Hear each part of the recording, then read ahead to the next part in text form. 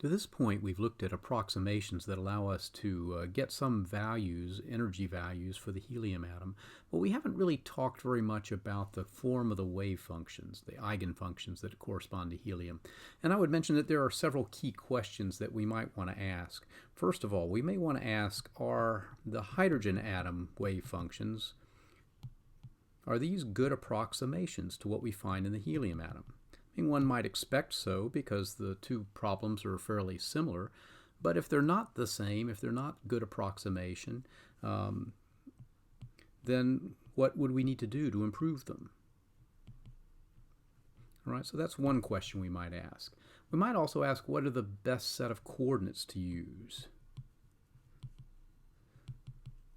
And by this, I mean we know that in the case of the hydrogen atom, that we could have one particle, that is the electron, is effectively the one that we have to treat, and that one particle can be treated with three coordinates, okay, r, theta, and phi.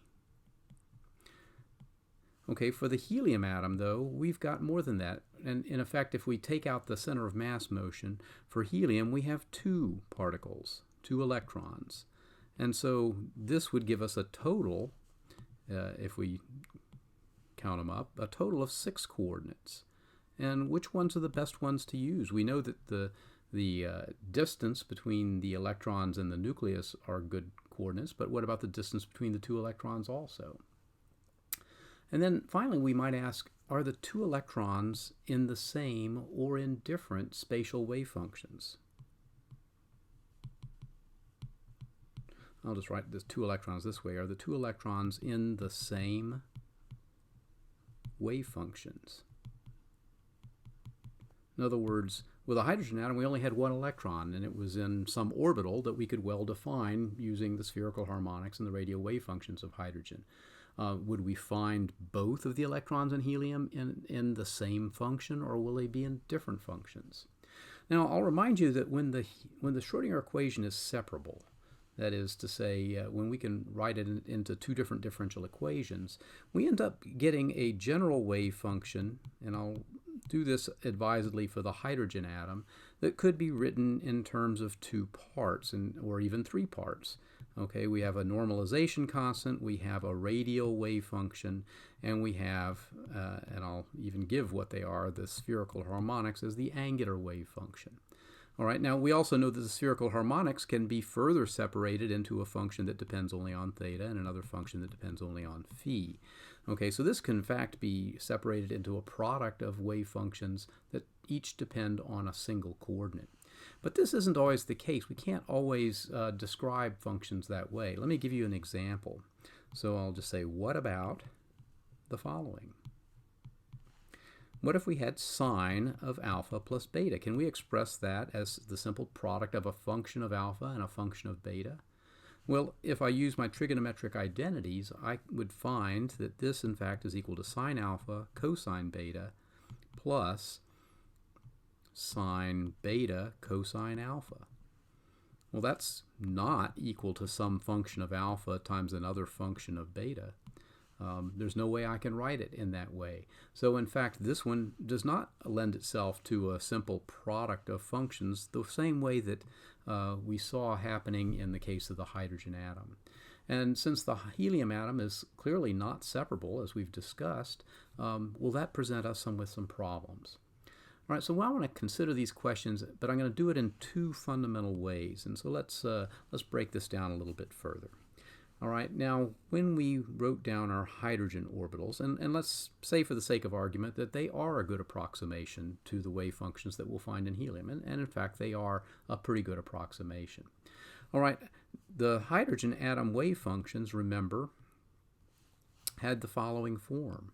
If I wrote them out, and I've written it out a little bit up there, psi of r, theta, and phi could be written as a normalization constant times a radial wave function, and I'm going to write this advisedly as r over a0 because I'm going to need that eventually, and then a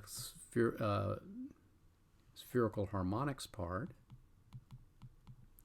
All right, but there are other ways that I could write these functions. So for example, what if instead of using the radial wave functions that come with the hydrogen atom, I change that a little bit? So for example, I might be able to create, this is a wave function of n, l, and m, those quantum numbers appearing in these various functions.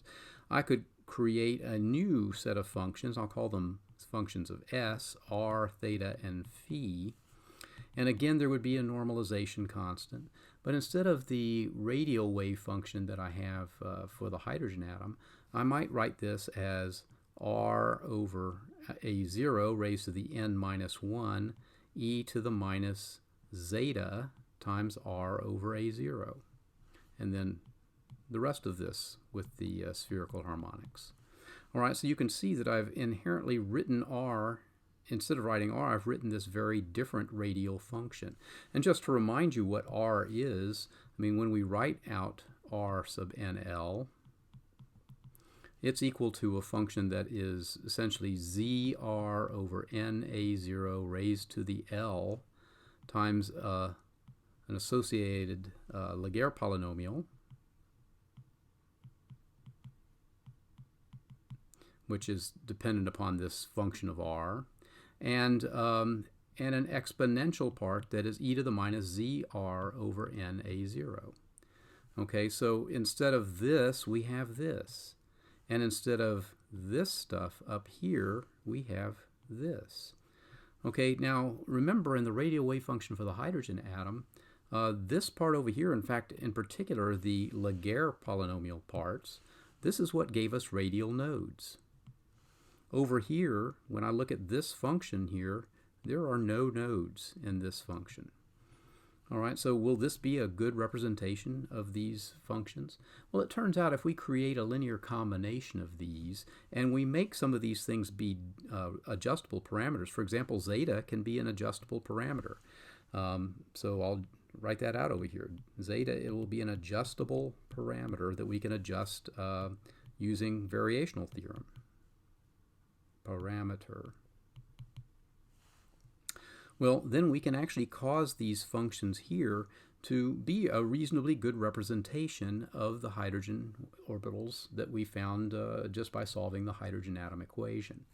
Okay, so in other words, what we're going to want to do is construct, if you will, a function, and I'll call it phi of r, that's going to be some linear combination with coefficients a sub k, and we'll have r over a0 times n minus r to the n minus 1 e to the minus zeta r over a0.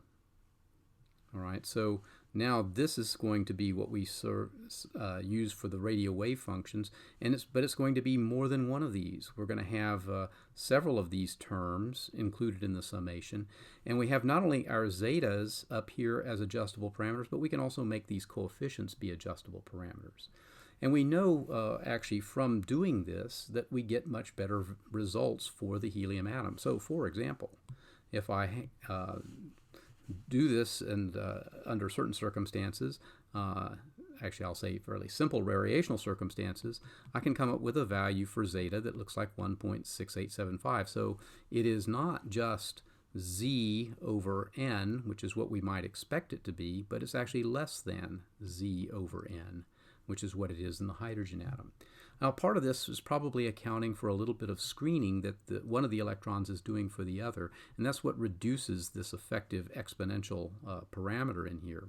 But what it does is it causes the energy now to be something closer, 2.8477, than we might get otherwise to the helium atom actual energy.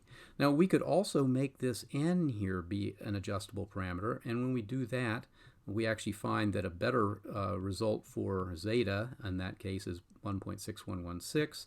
N is a little bit less than 1. 1 would be its normal value. And in this case, we get an energy of negative 2.8617. I'm sorry, 2.8542. Reading the wrong number. All right, so this in fact is getting a little bit lower, which means we're getting closer to the right answer for helium. This is another variational result, but we're still a little bit away from the actual result, which would be 2.9033. All right, so this is one consideration, that when we're building these orbitals, instead of using the hydrogen atom wave functions, which we could consider to be sort of fixed functions that we would be using, instead we're using adjustable functions. Functions where we have parameters that we can now fit so as to optimize the variational result. Now, the other thing that I want to point out here is that the way we have constructed these wave functions is inherently an approximation. We've basically said that the overall wave function for these 2 electrons in the helium atom could be written as a product of wave functions, one for each electron. So these are 2 different 1 electron functions that are multiplied by one another. All right, and we made that point up here that you can't always take a natural function and divide and basically write it as the product of 2 others.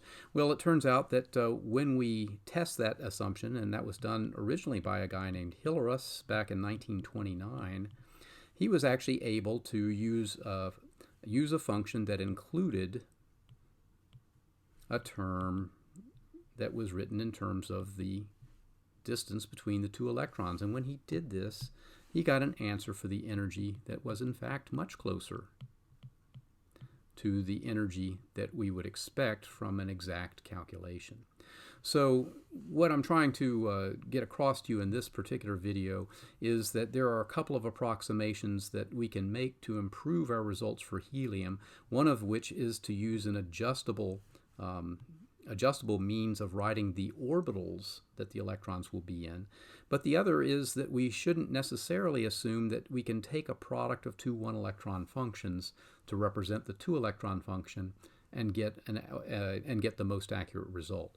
However, it will turn out that this product of 1-electron functions is pretty useful after all, and we'll talk about that in another video.